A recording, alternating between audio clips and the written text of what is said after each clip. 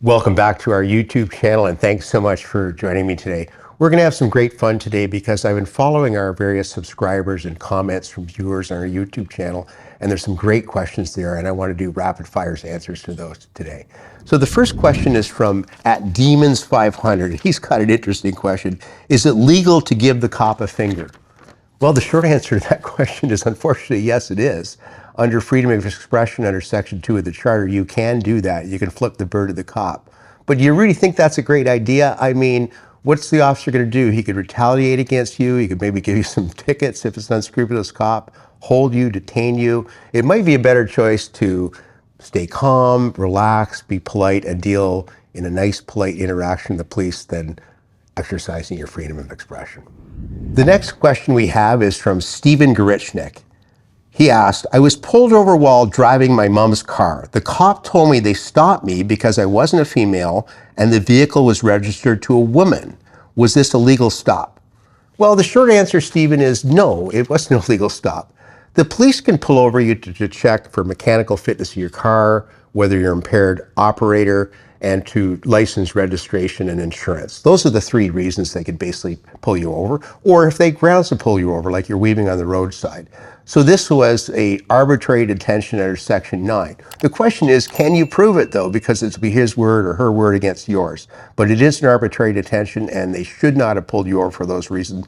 Absolutely. There's only certain reasons that they can pull you over, and I covered them in this video, and that's it, that's all. So yes, Stephen, unfortunately, they did you bad. The next question I have is from Shag and Scoop, and his question is, let's say a cop is parking their personal vehicle on your private property. What can be done about that? That's a great question, I like that one. So first of all, the police have no right to park your vehicle on your private property. That's your private property, and they're no other position other than a private citizen with their personal vehicle. What I would do in this situation is I would, first of all, politely ask them to leave. You could put up a no parking or no trespassing sign. If that doesn't work, you could file a complaint with the police department or bylaw municipal enforcement. And if they refuse to leave, you could conceivably call a towing company to have their car removed. So they're in no different situation than any other private citizen. But don't escalate the situation. Politely ask them to leave. It's a different situation though if they have a police car and it's an emergency. They may be investigating a crime and there's circumstances where the police may be allowed to park on your property. But even with a police car, they're not allowed to park there unless they're investigating or some sort of emergency is going on. Here's a good question from Jack Brown 8052. Can Canadian police lie during questioning? If so, when do the police have to stop lying and speak the truth? Can prosecutors lie during questioning? When do they have to speak the truth? Thanks for this question, Jack. So let's take the police, for example. Yes, absolutely. They can lie pretty much all they want during an interrogation of you. And they use this as a very deceptive technique. They'll lie to you about the evidence. They'll say they have more evidence than they have, designed to keep you talking or start you talking. They can say they have DNA evidence and whatnot. This is an accepted technique. It's part of the Reid technique. When do they have to stop lying? Well, they can't make any threats, promises, or inducements, so they can't offer you leniency. Look, if you talk, because the statement would be involuntary then. But as far as deceptive interrogation techniques, they can lie about the evidence, and they absolutely do. It's an accepted technique. They can pretend to be your friend, etc., and get you talking socially, and that's a segue into talking and getting you to confess. So don't play their game. You don't have to talk to them. Remain silent. Exercise your right to talk to a lawyer who's going to tell you the same thing, to be quiet and shut up. Now, as far as prosecutors go, there might be some confusion in your question, I'm not sure, but prosecutors in Canada are much different than the States. You see in the States, sometimes you see prosecutors asking questions on TV in an interrogation room. That doesn't happen in Canada. In Canada, prosecutors ask questions on the witness stand. So they present a case and then they might cross-examine the accused or the defense, other witnesses. Prosecutors are not allowed to lie. They have high ethical standards, and if they lied, they would be disbarred. So in court, they can't make up evidence. They can't ask questions in bad faith or suggest to a witness evidence that they know is absolutely false or made up. So that's a very high ethical standard. So the bottom line is prosecutors do not interview accused here in Canada, unlike some states where you see on TV they do. But in court, they're held to a very high standard where they're supposed to present the case fairly, ethically, and never tell lies in court. And prosecutors are all the prosecutors I deal with in Ontario are have very good ethical standards. So I hope that answers your question, Jack. Next up, we have Mark B2120, and Mark asked, is there a difference between refusing and being unable to provide a breath sample under the criminal code? Absolutely, Mark, there is. Under section 320.15 of the criminal code is a criminal offense to refuse or fail to comply with a breath demand. Now, refusing to comply is clearly you flat out refuse and say no, or you give fake attempts. Being unable to provide, totally different situation. Let's assume you have asthma or a lung condition, or you've got broken ribs. You're unable to provide the sample. So you may have a lawful excuse, or you do have a lawful excuse, which will probably work and could work in court. So that's the difference. It's intentionally refusing versus a condition that makes you unable to provide the sample is a huge difference, which can give a criminal offense an acquittal for a criminal offense. It's a great difference, and thanks to your question, Mark. Now we have a question from Japaning. Can you call a lawyer before taking a breath test? Well, it depends. There's two types of breath tests. There's a roadside alco test in Canada. You're not allowed to call a lawyer before that. So you have to provide that breath sample. It's right at the roadside. They've got the device there. They demand the sample, and you don't have a right to a lawyer. The only time you have a right to a lawyer there, if they have to order the thing from another cruiser. It takes a long time to get there, and the police should give you a right to speak to a lawyer in the interim. That's can be a valid defense if they don't. So in the other situation, they're bringing you back to the police station to give the real breath test into an intoxilizer instrument. So at the police station, you absolutely get your right to a counsel under Section 10B, and you should phone that lawyer. That lawyer is going to tell you, number one, to shut up and not say anything, don't answer any questions, but they're absolutely going to tell you to provide the breath sample. You have to provide it. If you don't, it's a criminal offense for refusing to blow. So please provide those breath samples both at the roadside and at the police station. Otherwise, you get charged with a criminal offense. The next question is from Bada772. What rights do you have if a bylaw officer wants access to your property? Oh, great question, Bada. So a bylaw officer is in no other greater position than any other member of the public. Your property, you have a driveway, for example, so that's an implied invitation for anyone to walk up to your door, so they can do that.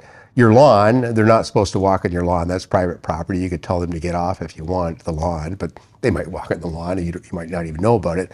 So they're up on your porch. Well, if you don't want them accessed into the house, you say politely, have a polite discussion with them, tell them to leave the property. That's totally up to you. In my suggestion in this situation, have a polite conversation with them. You don't have to give them consent to leave the home. If they demand entry to their home, ask them if they have a warrant or what their authority is. And, you want to de-escalate the situation because you don't want them on their bad side because they could escalate the situation. But the bottom line, they really don't have rights to enter your home unless they have a search warrant. They really can't even be on your grass. You can tell them to get off the grass, but just be careful with the way you deal with bylaw officers because they might make your life miserable. The next question is from Chris Orchard, and he asked, why do those who kill or harm others in vehicles appear to get less jail time than if they hurt someone or kill someone with a weapon? That's a really good question, Chris.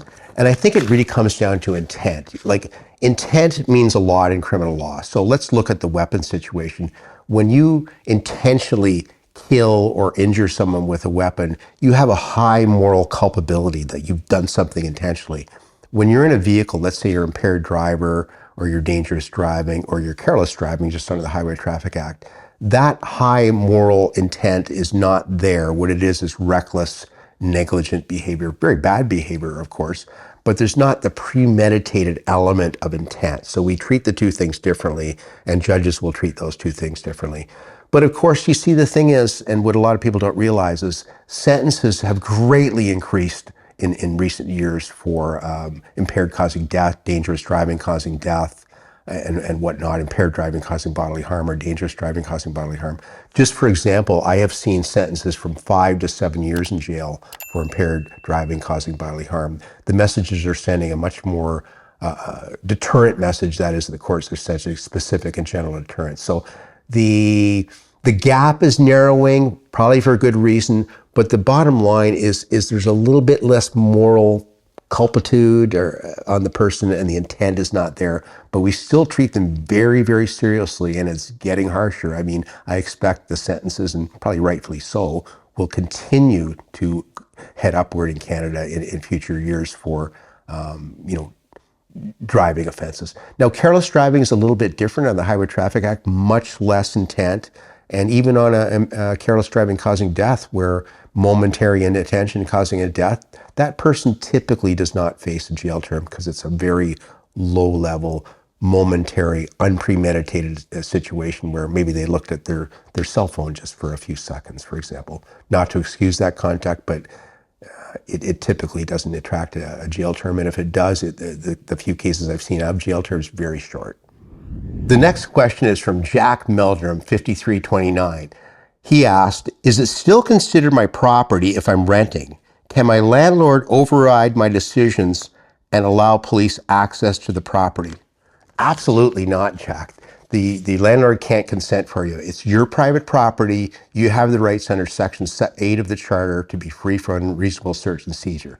So if the police show up, ask them if they have a warrant.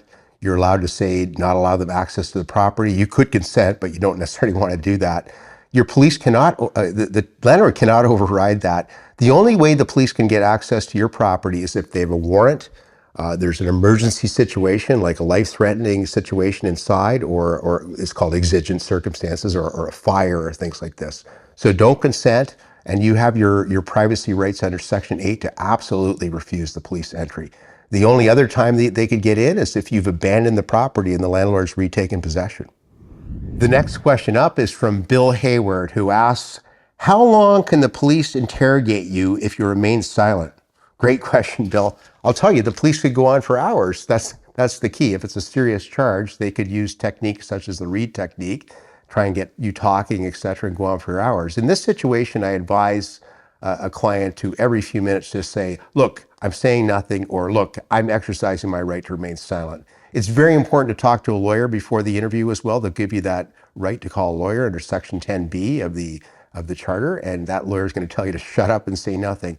Amusingly, I've seen people just put their head down and pop it up every few minutes and say, I ain't saying nothing. And I saw a lawyer in Toronto who recommended that, actually. I don't necessarily recommend that, but just keep exercising your right to remain silent. But the bottom line, on a serious charge, they could go on talking and lying to you and saying they have evidence against you in an attempt to wear you down. Don't let it happen. Just stay silent and shut up, and make sure you speak to a lawyer before you enter that interview room. This next question comes from Michael St. George, and he asks, is it true if you're a legal gun owner, the RCMP can come to your house without a warrant to check your guns are stored safely anytime they want? No, absolutely not true. The police, in order to access your home, they need reasonable probable grounds. They need a search warrant. You could consent if you wanted, that's you're giving up your rights. They could search your home.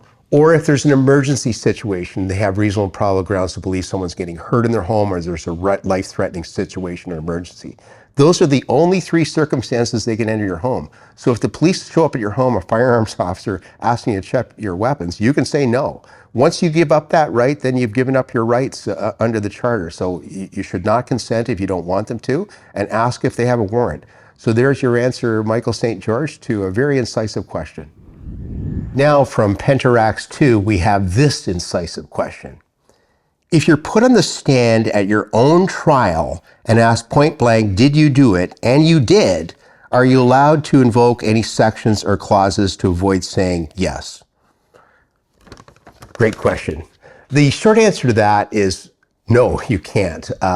You see, you need to decide at your trial whether you're going to exercise the right to remain silent. And if you're going to admit you did it, you should never testify at your own trial. And you absolutely have to answer the question. There's no pleading the Fifth Amendment like they have that we see on TV from the States.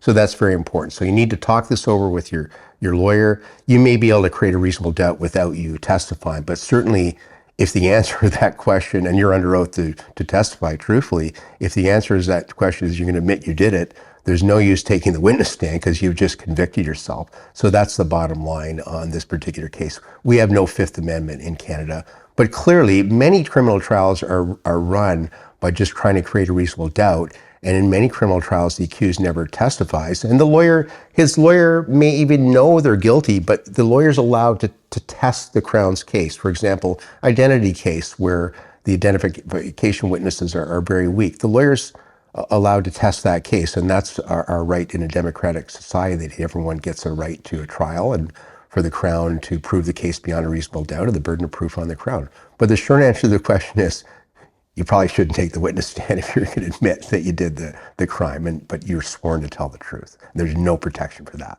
Boy, this has been a great day. I must tell you, it's been a real pleasure reading all your YouTube comments and questions, and I've had a lot of fun doing those, and I'm going to continue to do these type of videos. But one thing I found out for sure, I know if I was on Jeopardy, I'd do pretty good if it was all criminal law questions, but maybe not so good on general questions. But I hope if I ever get on Jeopardy, they just ask criminal law questions. But anyway, thanks again for joining me today, and keep those questions rolling. I really enjoy reading all your comments on our YouTube channel. Thank you for watching our video. We are absolutely committed to bringing you the best possible criminal and DUI educational videos. If you found this video helpful, please like it and subscribe to our YouTube channel. If you've been charged with a criminal offense in Ontario and require our services, please click on the link in the description below.